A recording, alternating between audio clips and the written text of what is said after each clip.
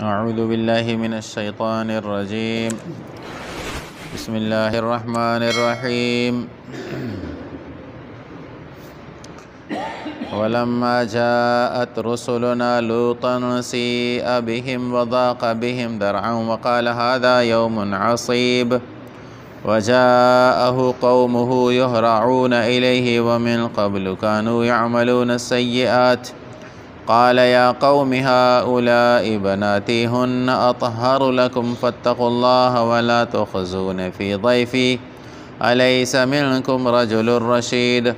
قالوا لقد علمت ما لنا في بناتك من حق وإنك لتعلم ما نريد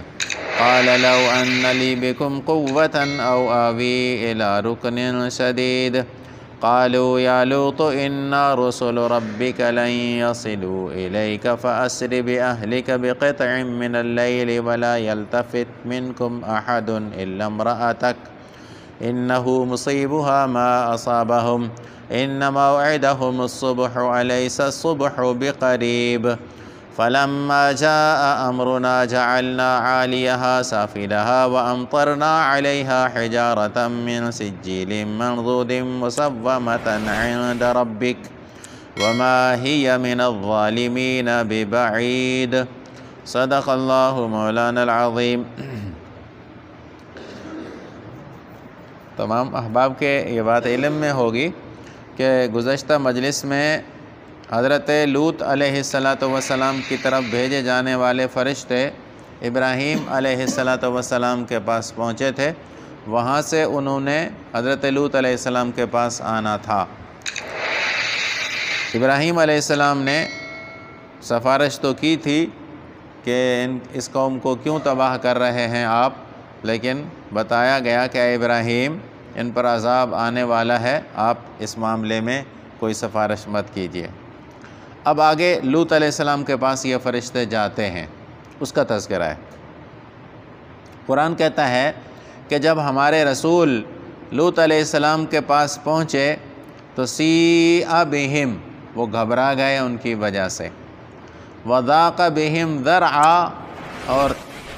اپنے مزاج میں تنگی محسوس کی، وقال هذا یوم عصیب، اور کہنے لگے آج کا دن بہت مشکل ہے میرے لیے۔ آگے کی آیت کہتی ہے کہ قوم کے لوگ پہنچ گئے، دوڑتے بھاگتے آ رہے تھے، اور اس سے پہلے وہ برائیاں بہت ساری کرتے تھے، بہت ساری برائیاں کرتے تھے۔ لوط علیہ السلام نے ان سے کہا کہ اے میری قوم، یہ میری بیٹیاں تمہارے لیے پاک ہیں، اللہ سے ڈرو اور مت رسوا کرو مجھے میرے مہمانوں کے بارے میں، کیا کوئی تم میں سے عقل مند آدمی نہیں ہے؟ تو ان لوگوں نے جواب میں کہا کہ آپ کو تو پتہ ہے کہ ہمارا آپ کی بیٹیوں میں کوئی حق نہیں، اور آپ جانتے ہیں کہ ہمارا ارادہ کیا ہے۔ تو لوط علیہ السلام اس وقت کہنے لگے کہ کاش آج میرے پاس کوئی طاقت ہوتی لڑنے کی، یا میں پناہ لے رہا ہوتا کسی مضبوط طاقت کی۔ تو فرشتوں نے کہا کہ اے لوط، ہم آپ کے رب کے رسول ہیں، یہ آپ کے پاس نہیں پہنچ سکتے، آپ رات میں لے جائیں اپنے گھر والوں کو رات کے کسی حصے میں، اور پیچھے مڑ کر تم میں سے کوئی بھی نہیں دیکھے، ہاں آپ کی عورت دیکھے گی، آپ کی گھر والی دیکھے گی، اور اسی کو پہنچے گا وہ جو ان کو پہنچے گا۔ ان کا وقت صبح کا وقت ہے، کیا صبح کا قریب وقت نہیں ہو رہا؟ پھر جب ہمارا حکم آیا تو ہم نے ان کے اوپر والی چیزوں کو نیچے کر دیا، اور ہم نے ان پر برسائے پتھر نشان زدہ آگ کے پکے ہوئے، جو تیرے رب کے پاس نشان دہ تھے، اور یہ بات ظالموں سے دور نہیں ہے۔ یہ میں نے ان آیات کا ترجمہ آپ کو سنایا۔ اب ذرا تفصیل سے واقعہ بھی سناتا چلوں کہ ابراہیم علیہ السلام کے بھتیجے ہیں لوط علیہ السلام، ٹھیک ہے؟ یہ دونوں فلسطین سے نکلے تھے، پہلے تو مصر میں رہتے تھے، مصر سے فلسطین آئے، اور ابراہیم علیہ السلام نے اپنے بھتیجے کو سدوم کے علاقے میں تبلیغ کے لیے بھیج دیا۔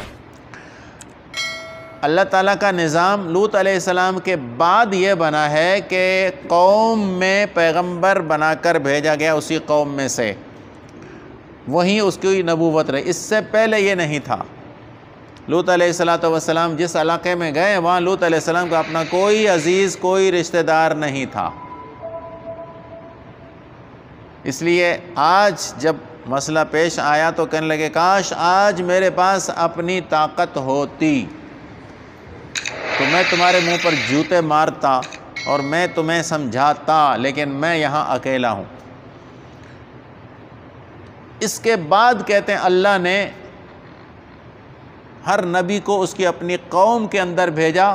کہ قومیت کا تو کم سے کم لحاظ کرے گی نا، کہ یہ ہماری قوم کا آدمی، ہماری برادری کا ہے، کچھ نہ کچھ تو اس کے رشتہ دار ضرور ہوں گے جو دکھ درد میں اس کے ساتھ شریک ہو سکیں گے۔ اس لیے اس کے بعد اللہ نے جو پیغمبر بھیجا وہ اپنی قوم میں بھیجا ہے۔ بہرحال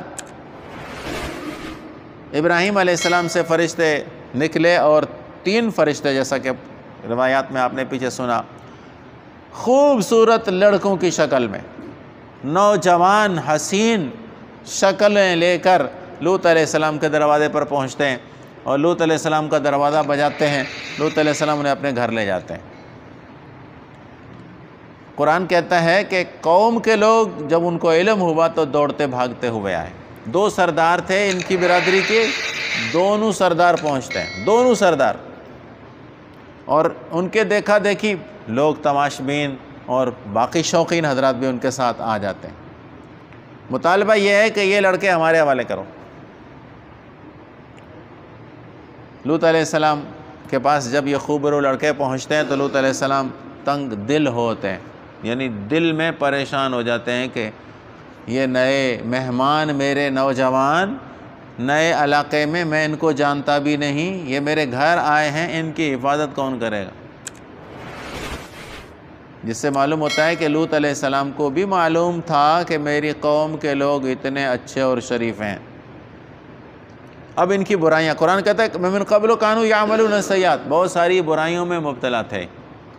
اب برائیاں سناؤں ان کی۔ ابراہیم علیہ السلام کی گھر والی حضرت سارہ اپنے غلام کو بھیجتی ہے، خادم کو بھیجتی ہے کہ جاؤ لوط علیہ السلام کے گھر والوں کی خیر خیریت معلوم کر کے آ جاؤ، کیا حال ہیں ان کے۔ وہ غلام اس صدوم بستی میں پہنچتا ہے، اس کے پاس کچھ سامان، کچھ ہدایہ ہیں، تحفے ہیں جو لا رہا ہے اپنے جن کی طرف بھیجا گیا ہے ان کے لیے۔ اس سے وہ تحفے سارے چھین لیتے ہیں، راستے میں ہی، گھر نہیں پہنچنے دیتے، گھر پہنچنے سے پہلے اس سے وہ ساری چیزیں چھین لیتے ہیں اور اس کا سر بھی پھاڑ دیتے ہیں۔ کوئی تاجر، کوئی سامان بیچنے والا بستی میں داخل ہوتا ہے تو ساری بستی والے لوگ آتے ہیں، اچھا مجھے دینا، میں ذرا دکھا کے آتا ہوں اپنے گھر والوں کو، اور گیا۔ دوسرا آتا ہے، مجھے دینا، میں ذرا اپنے گھر والوں کو دکھا کے آتا ہوں، تم سے بعد میں خریدتے، گیا۔ تیسرا آتا ہے، میں گھر والوں کو دکھا کے آتا ہوں، لے گیا، گیا۔ جب آخر سامان اس کے پاس سارا اسی طرح چلا جاتا ہے تو وہ سر پیٹنے لگتا ہے، کہتا ہے ہائے میرا سارا سامان تو تم لوگوں نے لوٹ لیا، سارا سامان میرا تم لوگ لے گئے، یہ کیا ہو رہا ہے میرے ساتھ، زیادتی ہو رہی ہے، میں تو جا کر تمہارے بڑوں کو کہتا ہوں۔ تو پھر ایک ان میں سے واپس آتا ہے، کہتا ہے اچھا میں تو یہ لے گیا تھا، یہ لے لے تو، میں تو یہ لے گیا تھا، میں تو یہ تھوڑا سا سامان، وہ اس میں سے چھپا کے باقی تھوڑا سا لے آتا ہے، کہتا ہے یہ میں تو یہ لے گیا تھا، یہ رکھ لے تو، اور کیا لے گیا، میں تو تجھ سے یہی لے گیا تھا، میں نے تم سے کیا لیا، میں تو یہی لے گیا تھا، یہ رکھ لے۔ تو وہ بیچارہ پریشان ہو کر کہتا سب تو لے گئے، باقی اس تھوڑے سے لے کر، تھوڑے سو کو تم سے میں واپس لے کر کیا کروں گا۔ کہتے ہیں ایک مسافر وہاں سے گزرتا ہے جس کے پاس کھانے پینے کا کوئی سامان نہیں ہے، وہ بستی میں پہنچتا ہے کہ کوئی مجھے کھلائے گا پلائے گا، کسی نے اس کو نہیں کھلایا پلایا، وہ ایک درخت کے نیچے بیچارہ بیٹھ گیا، بھوک کے مارے پریشان تھا کہ لوط علیہ السلام کی بیٹی نے دیکھ لیا اس کو اور کھانا گھر سے لا کر دیا۔ تو سرداروں نے چڑھائی کی لوط علیہ السلام پر کہ یہ کون سا طریقہ کار ہے کہ مہمان ہماری بستی میں آئے اور کھانا اس کو تم کھلاؤ، آئندہ کسی اس طرح کے مہمان کو کھانا کھلایا تو ہم بستی سے تمہیں نکال دیں گے۔ کوئی آدمی گزرتا ہے جس کا کوئی جان پہچان والا نہیں ہے، اس کو کھانا نہیں کھلاتے، رات میں وہ کہیں سو جاتا ہے، اس کا سارا سامان لوٹ جاتا ہے، یہاں تک کہ اس کے کپڑے تک اتار کر لے جاتے تھے۔ اس کے علاوہ جو مین خرابی قرآن پاک نے بیان، یہ تو چھوٹی چھوٹی سی برائیاں تھیں نا. ہوتا تو یہ ہے نا کہ جس آدمی کو ٹی بی لگی ہوئی ہو اس کو بخار کو نہیں دیکھا جاتا، دیکھا تو پہلے اس کی ٹی بی ٹھیک کرنی ہے، بخار کا علاج تو بعد میں ہوگا. تو جو بڑی خرابی تھی ان کے اندر وہ تھی اغلام پرستی.